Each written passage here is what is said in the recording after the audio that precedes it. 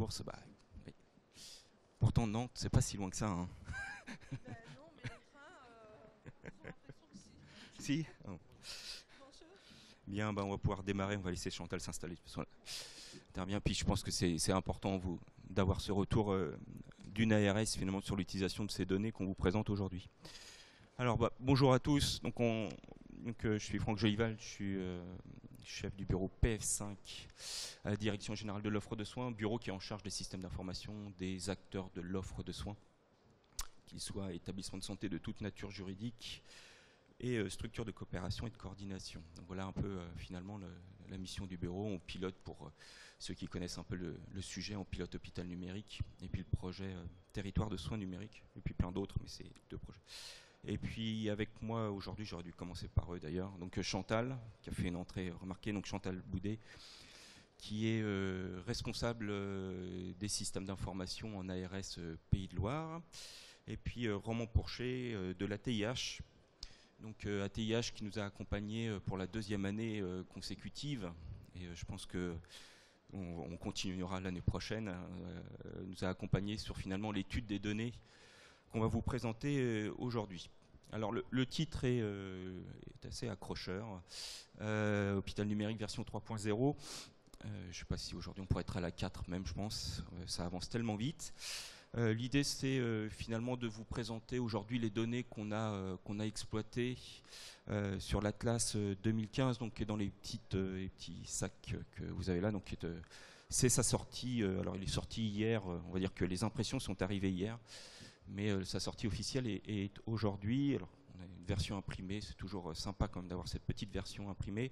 Sachez qu'il y a une version électronique bien évidemment qui est téléchargeable sur les sites internet du ministère de la Santé et de l'ATIH.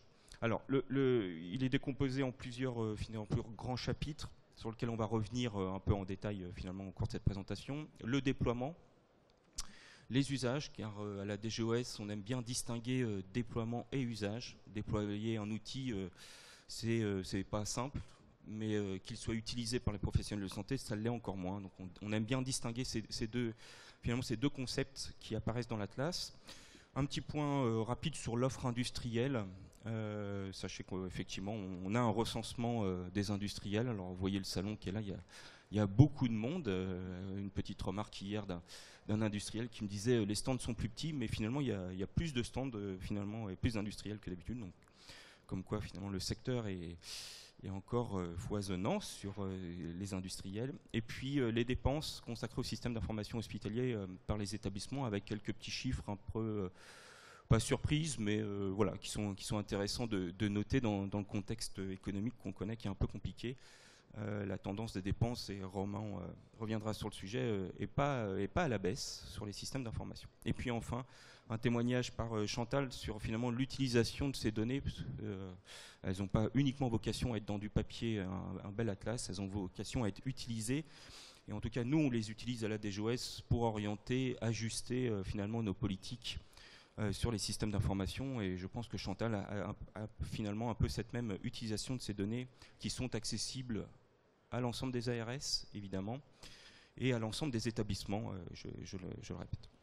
Alors, la saisie, je pense que c'est aussi c'est important de signaler ce point-là, puisqu'aujourd'hui on a une progression des saisies des établissements sur l'OSIS, qui est l'Observatoire des systèmes d'information de santé développé par la DGOS.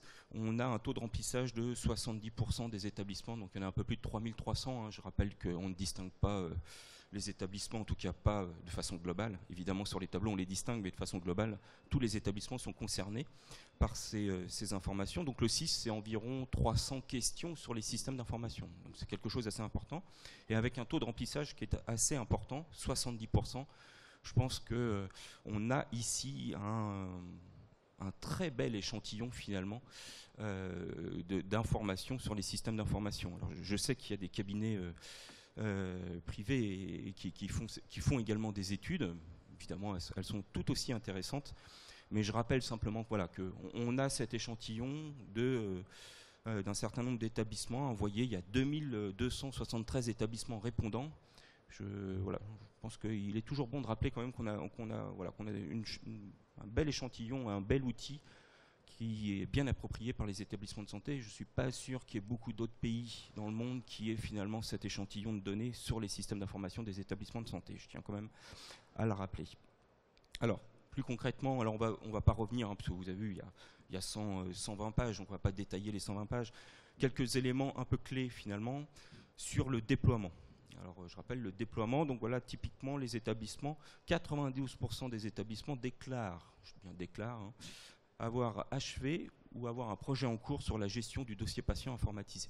Donc il y a une progression de 10% par rapport à 2014. Et on a 748 projets achevés, donc une progression de 27%.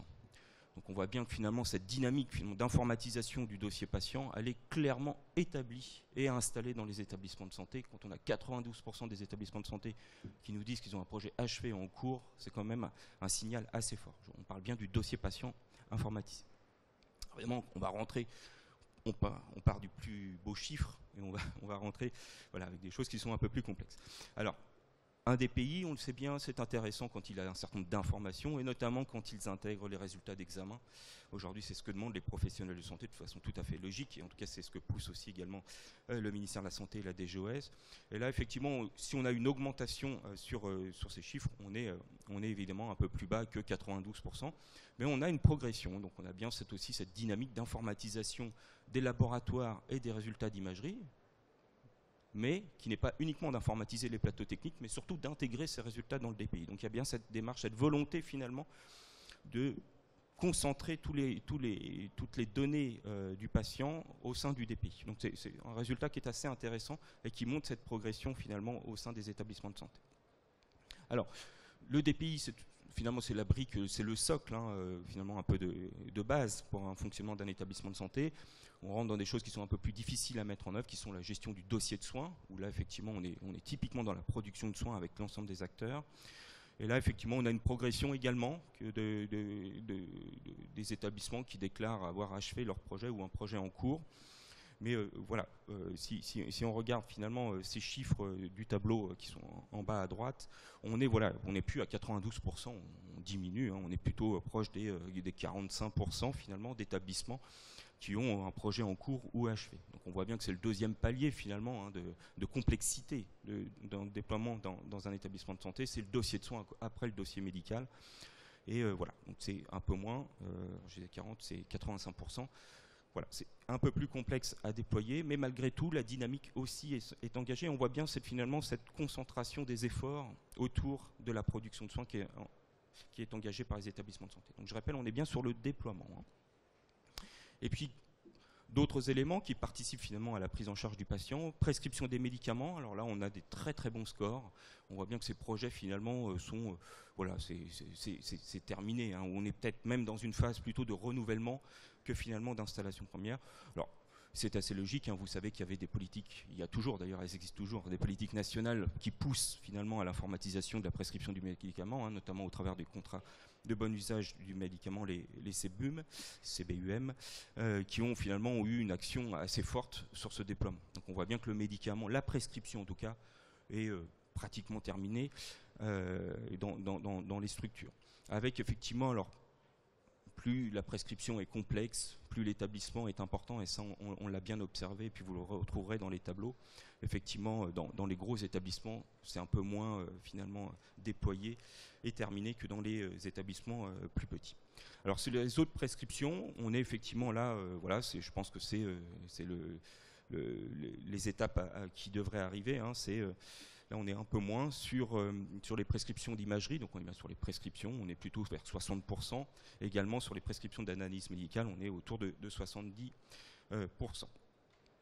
Voilà, donc ça c'est le point. Et puis un dernier point que je pense qu'il est important de signaler sur le déploiement, et ça je pense que pour ceux qui sont dans les établissements de santé et qui connaissent bien le secteur, sur les chimiothérapies, c'est quelque chose qui est pratiquement complètement achevé. Ce déploiement de la prescription, c'est même le circuit complet de la chimiothérapie est totalement informatisé. C'est un circuit très particulier sur lequel il y a eu beaucoup d'attention finalement des établissements, et puis qu'effectivement, on va dire, un tout petit peu isolé du reste, malheureusement. Mais en tout cas, donc, cette informatisation est terminée. En tout cas, c'est ce que les établissements déclarent.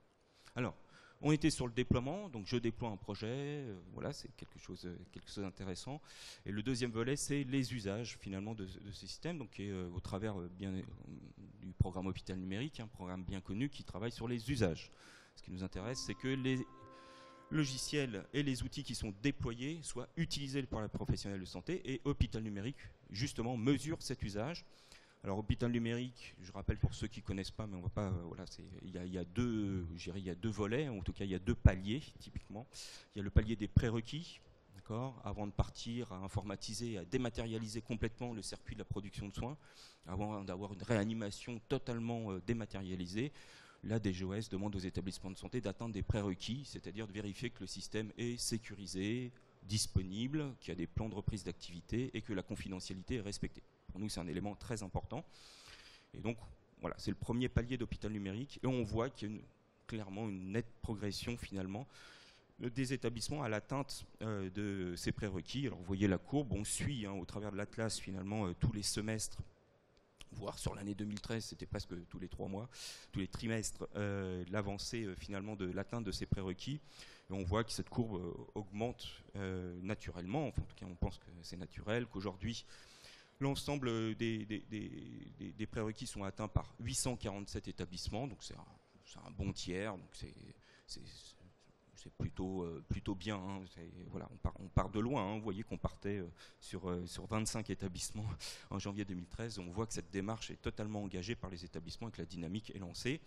Je ne reviendrai pas sur la distinction des 3 prérequis qui sont à peu près pareils, finalement, qui suivent une courbe à peu près identique.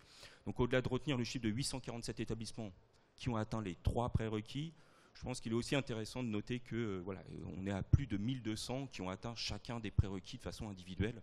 Donc on voit bien que le palier pour atteindre tous les prérequis n'est plus très loin pour tous ces 400 établissements finalement de différencier.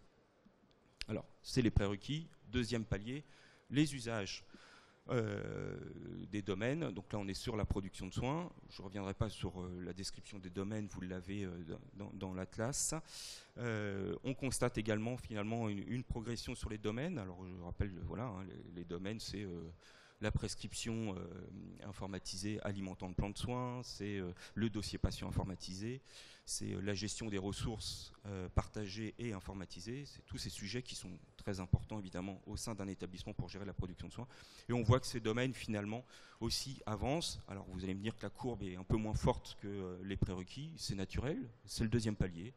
Donc ils atteignent le premier palier et ensuite ils engagent le deuxième palier, mais aussi l'important de noter, c'est cette dynamique finalement qui est que, voilà, que la courbe croît, pas de façon exponentielle, mais croît, on va dire, doucement, mais sûrement. Je pense que c'est assez important. Vous voyez qu'on est passé de janvier 2013 sur chacun des prérequis à quelques centaines, enfin moins d'une centaine, à 600, 500 établissements qui ont atteint ces domaines d'usage. Alors, la petite courbe qui est tout en bas, qui est celle qui est en orange, l'atteinte de l'ensemble des domaines, effectivement, elle est en bas. Il y a très peu d'établissements. Il y a 4 établissements qui nous ont déclaré avoir atteint finalement l'ensemble des domaines. Ce qui est assez naturel, parce que ce n'est pas si simple que ça. C'est des domaines assez variés qui couvrent l'ensemble de la production de soins. Et si l'objectif est bien que tous les établissements atteignent à horizon 2017 finalement l'ensemble de ces domaines, on va dire qu'il y a encore du chemin à faire. Mais on est assez confiant finalement sur cette dynamique et sur l'atteinte potentielle de ces cibles à horizon 2017. Alors voilà, j'ai terminé sur le premier sujet. Je vais faire brièvement un point sur l'offre industrielle qui est aussi bien décrite dans l'Atlas. Donc ça, c'est au travers d'un outil qui s'appelle RELIMS, qui est le référencement des industriels finalement, qui est un référencement volontaire, je tiens à signaler, hein, il n'y a pas d'obligation, mais les industriels jouent assez bien le jeu, moi j'irais même très bien le jeu. Ils ont dans cet outil, ils déclarent plusieurs choses. Ils déclarent d'abord le descriptif de la société, et puis avec ça, ils peuvent déclarer les logiciels finalement qu'ils commercialisent et qui sont installés dans les établissements de santé. Donc aujourd'hui, le référencement, il y a 277 sociétés référencées et qui ont déclaré 767 logiciels. Je rappelle que sur RELIMS, on a tout le système d'information de l'établissement de santé. Ce n'est pas uniquement production de soins, vous avez les logiciels de GRH, les logiciels de gestion des achats, les logiciels de gestion de la qualité, tous ces logiciels-là, les sociétés peuvent les déclarer. Donc on a un marché quand même qui est assez important, hein, je pense 277 sociétés, c'est un nombre assez important, qui a progressé 5%. Et l'effectif médian du nombre de personnes dans ces sociétés est de 17, alors légèrement augmenté, il était 15 en 2014, on va dire que globalement le chiffre ne change pas beaucoup. On a des sociétés qui restent des petites sociétés malgré tout, il faut le noter, avec effectivement une disparité. On a des très grosses et des très petites, mais avec un effectif médian qui est quand même pas très important. Le nombre de logiciels aussi a augmenté, mais la couverture fonctionnelle des logiciels MCO, hein, donc médecine, chirurgie, obstétrique, finalement reste assez stable avec 5 fonctions couvertes en médiane. Donc un logiciel dont l'industriel dit « je suis un logiciel pour le secteur MCO », en gros j'ai 5 fonctions dans RELIMS. Parmi les 112 qui sont dans RELIMS, j'en ai 5 que mon logiciel couvre. Donc voilà, c'est pas des logiciels de niche, mais c'est pas non plus des logiciels des solutions totalement intégrées qui font tout. On voit bien qu'on est finalement on est entre les deux, je pense, sur ce sujet-là. J'ai terminé pour la première partie, et donc on va passer à un autre sujet tout aussi intéressant qui sont finalement les dépenses consacrées au système d'information. Roman ? Oui, bonjour, Roman Pourchet de l'ATIH. On va rentrer un petit peu dans une restitution relative au sujet, mais plutôt sous l'angle financier, sous l'angle des finances, en donnant des idées assez macro, en rentrant un petit peu dans le détail à certaines occasions, mais je vous invite à consulter l'Atlas pour avoir des données plus détaillées. Alors, tous les ans, on diligente une enquête auprès des établissements de santé antérieurement sous dotation globale. Donc j'entends par là les établissements de santé publics, les établissements de santé privés participant au service public hospitalier, pour recueillir les charges et les emplois en particulier liés au système d'information hospitalier. Donc les charges au sens du compte des résultats et les emplois au sens du tableau de financement.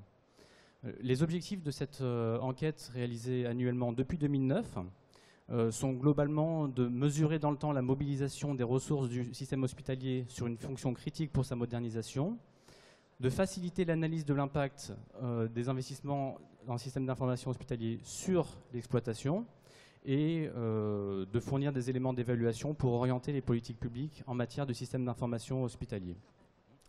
Les données que je vais vous présenter ici sont relatives à l'enquête qui a été diligentée sur l'exercice 2013. Donc ça concerne l'exercice 2013. Donc c'est des données qui sont un peu moins récentes que celles que Franck vient de vous présenter. Effectivement, on a un décalage dans le temps entre le moment où on diligente l'enquête et le moment où on réceptionne les résultats. Donc on est là sur les données de l'enquête 2013.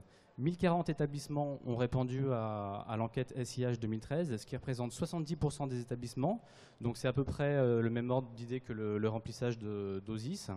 Et ces 70% d'établissements représentent en termes de recettes plus de 80% des recettes des établissements qui répondent au compte financier. Donc en gros, ça veut dire 70% des établissements et 80% des recettes. Comme je vous l'ai dit, les données qu'on va présenter concernent d'une part des données relatives au compte de résultat, donc à l'exploitation, donc des charges et des recettes, et d'autre part des données relatives au tableau de financement, en particulier les emplois. Donc c'est les flux financiers, les flux annuels. Donc on n'est pas sur de l'exploitation, mais on est sur du flux financier. Donc les emplois, en particulier, c'est des investissements et des remboursements d'emprunts.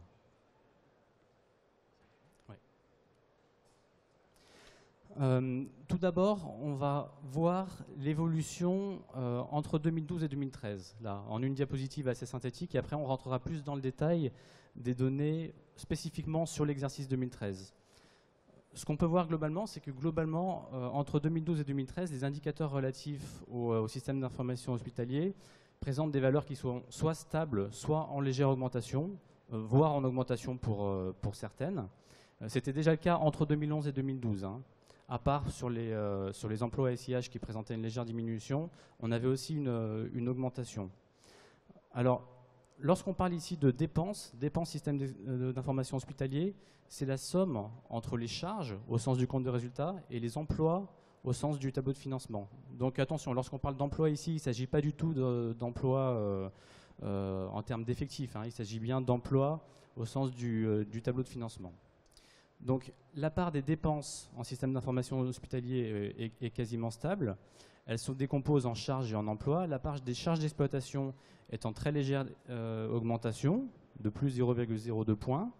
La part des emplois au sens du tableau de financement donc, est en augmentation. Bon, on a noté en faible augmentation, mais c'est quand même une augmentation notable, plus 0,7 points. On voit qu'elle passe de 4,59 en 2012 à 5,32 en 2013. La part des ETP, donc des effectifs système d'information hospitalier, est quasi stable, et la part des rémunérations en euros, hein, en montant, est en légère augmentation de plus 0,07 points. Donc on voit ici que les augmentations sont nulles ou légères, mais encore une fois j'insiste sur le fait que c'était une évolution entre 2012 et 2013. Et si on regardait peut-être des données plus récentes, lorsqu'on aura l'occasion de mettre à jour ces données-là, il est possible, dans le cadre de l'avancée des prérequis hôpital numérique dont parlait Franck et de l'atteinte des domaines d'usage, que ces évolutions soient plus conséquentes. Alors, focalisation sur l'année 2013 maintenant, sur les dépenses, donc les charges plus les emplois au sens du tableau de financement. Les dépenses totales sont de 1,539 milliard. Donc là, on est sur 972 établissements, ce qui représente 65% des établissements de santé intérieurement sous dotation globale. Ce chiffre correspond donc à 65% des établissements. Donc les dépenses en SIH sont de 2% des dépenses totales des établissements. Ce qu'on voit dans le petit camembert en bas à gauche, c'est qu'une petite majorité des établissements présentent des dépenses SIH qui sont entre 1% et 2% de leurs dépenses totales. La catégorie d'établissements qui présente la part la plus faible, c'est les CH ex-hôpitaux locaux, donc les petits CH. Et c'est les centres de lutte contre le cancer qui présentent la part la plus importante, à hauteur de 5,4%. En moyenne, les dépenses système d'information hospitalier, c'est 1,6 million d'euros par établissement, 1,6 million. Alors, si on décompose les dépenses en charges et emplois, tout d'abord sur les charges d'exploitation consacrées au système d'information hospitalier correspondent à 1,7% des charges totales, soit 1,2 milliard. Là, on est sur 1023 établissements, donc un périmètre un petit peu plus exhaustif, c'est 70% des établissements. Ce qu'on peut voir en regardant les données un peu plus précisément, c'est que les petits CH, donc les CH de moins de 20 millions d'euros de budget, présentent une part de 1,1%. Et là encore, les centres de lutte contre le cancer présentent une part de 5%, donc beaucoup plus importante que les autres catégories d'établissements. Si on décompose un petit peu ces charges d'exploitation, ce qu'on voit, c'est que les dépenses de personnel représentent 35% de ces charges d'exploitation, suivies de dépenses d'entretien, réparation et maintenance, puis prestations de services, etc. Donc c'est surtout les dépenses de personnel.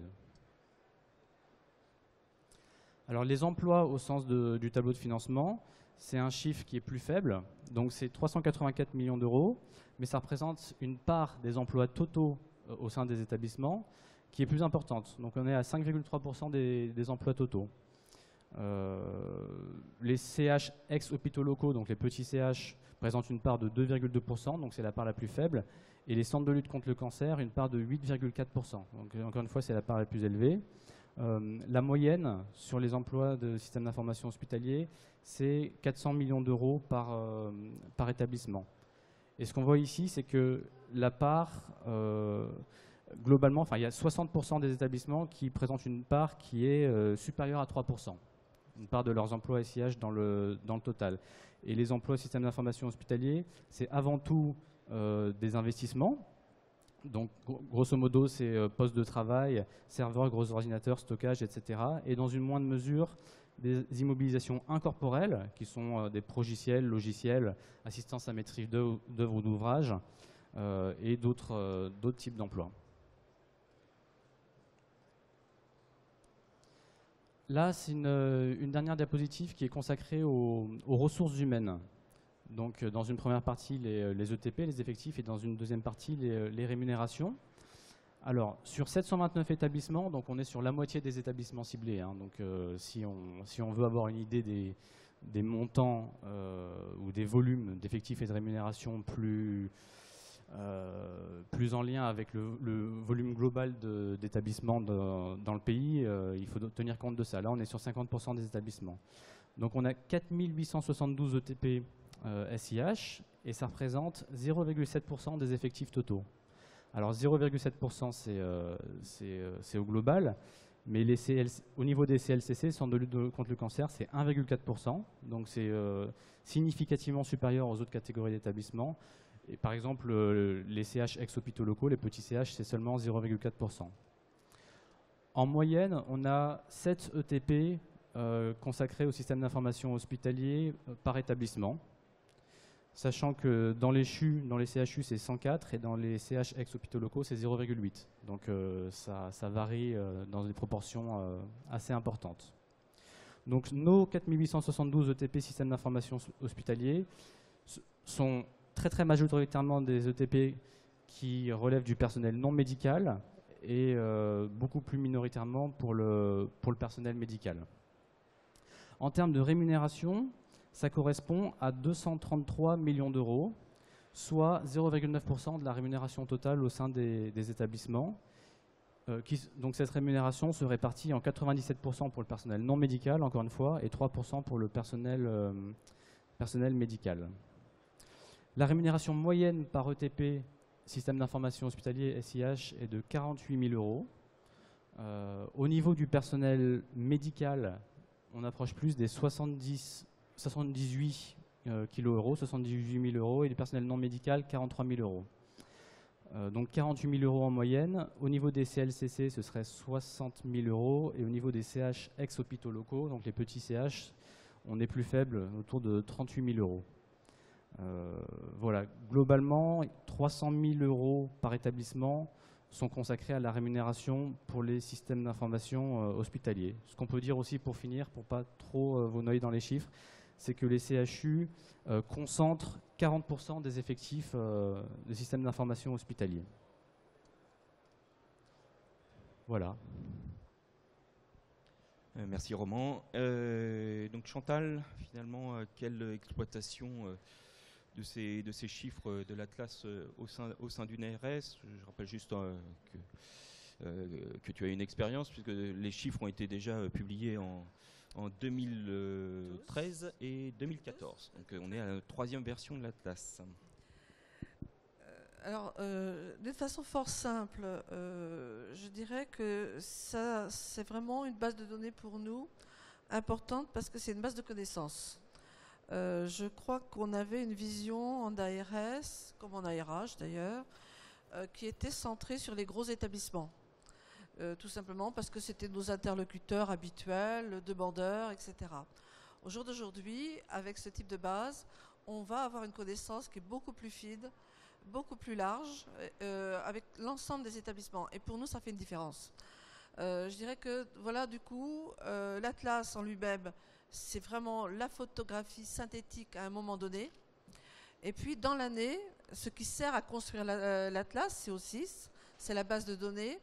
Et cette base-là, moi, je l'interroge assez régulièrement parce que je me dis, bah, tiens, tel établissement que je connais moins, il a quel logiciel, il fonctionne comment, ou il me téléphone pour me poser des questions et je vais me référer à la base, qui est une base beaucoup plus fine, beaucoup plus intéressante, puisqu'elle est en continu. Donc, c'est vraiment une photographie synthétique de l'ensemble des systèmes d'information de la région. Donc, une vraie base de connaissances pour nous. Et c'est une vraie base qui prend toutes les données, quel que soit, je dirais, l'abord système d'information que l'on va prendre. C'est sûrement ça aussi la différence, c'est qu'on avait des visions plutôt centrées soins, tandis que cette base, elle aborde aussi le reste, qui est quand même la vision de la gamme, la vision de tout ce qui va être, je dirais, les logiciels afférents à l'ensemble des pratiques des établissements et pas simplement la partie soins sur lequel on est quand même très centré, il faut bien le dire. Donc cette vision, elle est vraiment multidimensionnelle. La vision des charges financières, pour moi, elle était importante parce que c'est pareil, hein, j'incite les établissements toujours à remplir les enquêtes parce que ça me permet de voir où ils en sont dans leur investissement. Ça me permet de voir quel est le taux d'effort d'investissement qu'ils vont mettre à l'intérieur, ou aussi, si on parlait des charges tout à l'heure, c'est très caractéristique, hein, les salaires, ça caractérise aussi des métiers. Donc, je n'ai pas besoin qu'on me dise c'est un technicien, c'est un ingénieur. Quand je vois la charge financière, je sais à peu près quel est le type de professionnels qui vont travailler dans les établissements et je sais ce que ça veut dire derrière. Avoir un technicien qui entretient ou avoir un ingénieur qui a un regard de charge de projet, on n'est pas sur les mêmes fonctionnements. Donc pour moi, on parle de photographie, c'est vraiment intéressant. On parle d'informations partagées parce que c'est les établissements qui remplissent. Donc ce n'est pas une information descendante, c'est une information remontante. On a la même. À partir du moment où on a une même information, ça veut dire que quand on va parler de la même chose, on parle d'une même base de discussion. C'est toujours très important dans la relation, je dirais, entre une ARS et un établissement, que d'avoir une base de discussion qui soit commune, qui ne soit pas issue de nous, comme ça on est clair, mais qui soit vraiment issue de l'établissement. La référence, c'est vraiment important. Amélioration des connaissances, ben ça je vous l'ai dit, mais aussi amélioration des connaissances d'implantation des industriels. Pour nous, c'est important parce que on a besoin, les établissements se tournent vers nous pour dire mais quels sont les établissements dans ma région qui ont le même industriel ou le même type de logiciel, parce que le partage des pratiques, ça part aussi par le partage des informations. Et on est souvent une courroie entre les deux. Donc voilà. Après, c'est aussi intéressant pour nous, et on en parlera tout à l'heure, pour voir quel est le déploiement en région et l'implantation en région des industriels. Dans les bases de discussion et dans les bases de projection sur les déploiements régionaux, c'est vraiment très important. Bon. Alors moi je vous ai dit c'est une base pour benchmarker. Quand je suis arrivée en région, c'était le début du plan hôpital numérique. Qu'est-ce que j'ai fait? J'ai pris l'ensemble des données et puis j'ai fait une fiche individuelle de chaque établissement en me basant justement à partir de l'atlas, de façon à ce qu'ils puissent se comparer aux autres établissements de même grandeur ou qui avaient, je dirais, les mêmes activités. Ça leur permettait de se positionner, eux, en termes de maturité de déploiement de systèmes d'information par rapport à la fois à la région et puis aussi par rapport au même groupe d'établissements et par rapport au national. Sincèrement, pour réfléchir et pour discuter, je dirais, au niveau des directions, pour se projeter sur quel déploiement on doit faire et vers quoi on doit aller, c'est une super base de discussion. Moi, je crois beaucoup au benchmark parce que ça permet vraiment de dire d'avoir des bases comparatives qui sont des éléments de discussion constructifs et qui ne sont pas des éléments punitifs. C'est-à-dire, je me constate à l'autre, voici ma marge de progression sur le même type d'établissement. Donc voici vers quoi je peux discuter avec mon directeur ou ma direction pour dire, ben voilà, vers le déploiement, je dirais prioritaire vers lequel on devrait aller. Donc voilà, ça nous permet de former des points d'attention. Bah oui, parce que si on voit des points, des établissements qui sont très, très en avance sur la maturité de développement de systèmes d'information, on voit aussi les faiblesses. Donc du coup, ben, on attire l'attention en disant, mais attention, vous êtes très en deçà, il va vous manquer des éléments, vous allez rater le coche, je dirais, de l'évolution de la prise en charge et de la qualité des soins derrière, que ça veut dire aussi par la fait de déployer les systèmes d'information. Et puis, ben, si on parle d'actualité, on parle actuellement de GHT. Très clairement, si on parle de GHT, on a besoin de se projeter sur quels logiciels sont implantés au sein des établissements par fonctionnalité, par territoire. Et puis, ça nous permet de faire une cartographie, qui est encore une cartographie qui va nous permettre de discuter, je dirais, avec les établissements et en termes de projection, pour voir comment on va construire le schéma demain directeur qui va nous permettre d'aller vers les demandes de domaines fonctionnels communs au sein du même GHT. Donc voilà, c'est vraiment des éléments très pratiques. Voilà. Merci Chantal. Juste en complément, parce qu'on ne l'a peut-être pas dit à cette présentation, mais il faut aussi savoir que les établissements ont accès, effectivement, peuvent aussi, entre guillemets, se comparer avec les autres établissements de la région ou de même, je dirais, de même taille, de même nature juridique, puisque les établissements ont aussi accès finalement à un échantillon comparable finalement de leur activité, et ils peuvent se comparer à la fois en termes je dirais, de déploiement, d'usage et également de cartographie logicielle. Donc les établissements ont aussi accès finalement à une base d'informations qui leur permet d'exploiter finalement ces informations.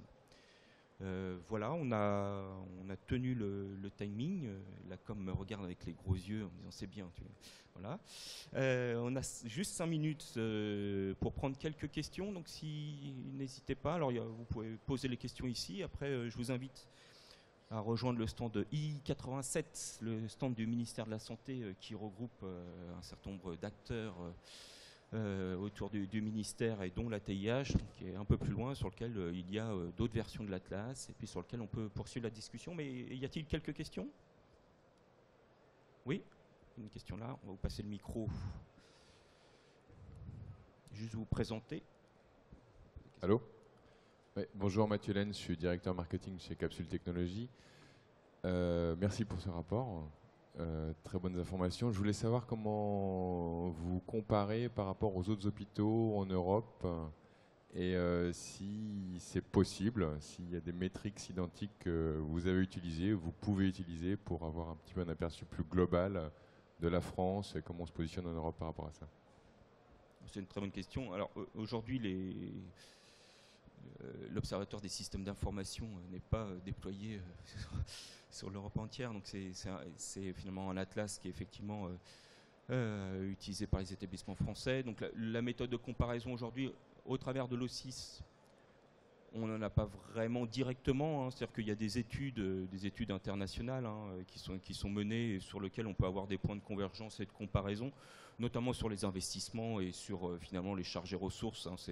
On peut tout à fait faire des comparaisons, et je crois que les chiffres qui sortent là sont assez comparables à ceux qui ont été exposés dernièrement. Après, la comparaison aujourd'hui, il n'y a pas d'échelle de métrique internationalement reconnue. Je sais qu'il y en a une, mais elle n'est pas internationalement reconnue, internationalement diffusée. On peut la citer, puisque c'est l'échelle IMSS, en l'occurrence, qui est une échelle américaine, qui est portée quand même très majoritairement par des industriels américains, qui se déploient évidemment aux États-Unis, et puis sur certains autres pays où il y a des métriques, donc IMSS. En France, effectivement, c'est assez peu déployé. On réfléchit à un travail de convergence. Alors, convergence pas forcément ultime, mais en tout cas de pouvoir se raccrocher, finalement, d'avoir des points de comparaison entre les échelles qui sont utilisées sur les établissements français et puis cette échelle internationale. En tout cas, c'est la seule aujourd'hui qui est sur le marché et qui est disponible, qui est IMSS, avec des objectifs qui ne sont pas tout à fait comparables malgré tout. C'est-à-dire que l'échelle IMSS aujourd'hui est une échelle qui travaille sur le déploiement. Elle ne travaille pas sur l'usage. C'est une échelle de déploiement. Contrairement au hôpital numérique qui est une échelle d'usage. Donc la convergence n'est pas si simple que ça. Donc effectivement, il y a une réflexion sur comment on pourrait faire finalement pour faire des comparaisons plus simples. Mais aujourd'hui, c'est vrai qu'il n'y a pas directement cette comparaison. D'autres questions? Non? Bah écoutez, je vous laisse parcourir cet atlas et absorber tous les chiffres qui sont dedans. Et puis voilà, si vous avez d'autres questions, n'hésitez pas à passer sur le stand du ministère de la Santé. On est bien sûr à votre disposition pour y répondre. Merci.